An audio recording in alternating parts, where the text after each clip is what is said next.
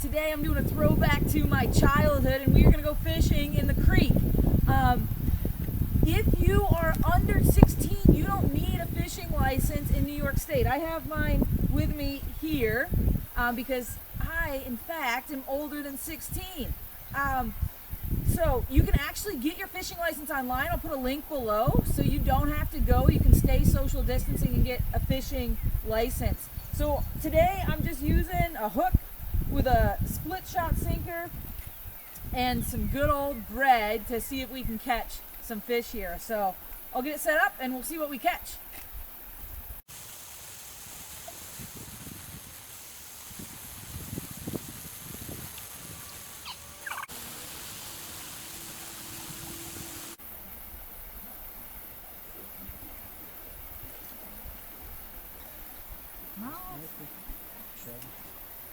What up?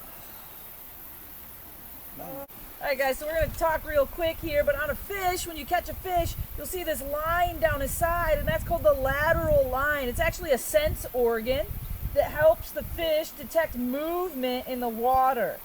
So this here is a creek chub, also known as a horned ace. You'll find them in little pools off to the side of fast-moving water. This creek we're fishing in is right next to my parents' house, and just keep in mind that what we're fishing for are considered, in some situations, bait fish, but we cannot take the fish from this stream and use it in the lake down the road. Make sure you check bait regulations before you fish. Usually, minnows or live bait has to be collected from the same body of water you're using it in, or you have to buy it from a licensed place.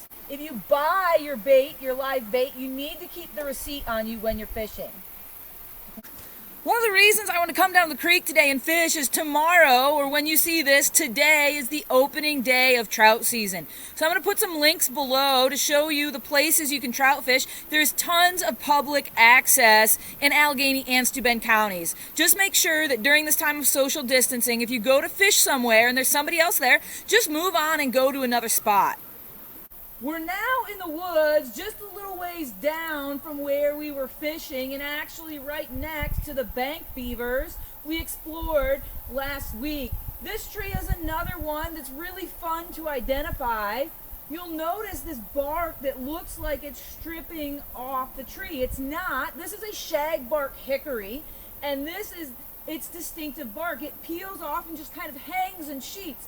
As this tree gets larger, and it will, because this is a small shagbark hickory, those sheets of bark will get bigger and bigger, and it just looks like a tree that needs a haircut. We're now at the base of the shagbark hickory, and if you look on the ground around the base of a hickory, shagbark, or any of the other species, you'll be able to see remnants from the nuts. And so right here I have the hull of a shagbark hickory. If you come on in and take a look, this is old, but you can see kind of how thick that hull is. Another common hickory in this area is the bitternut hickory. Its hull is much thinner. This one's over 1 centimeter thick here. And just for kicks, if we pop right over here, looks like we've had some turkey in this area as well.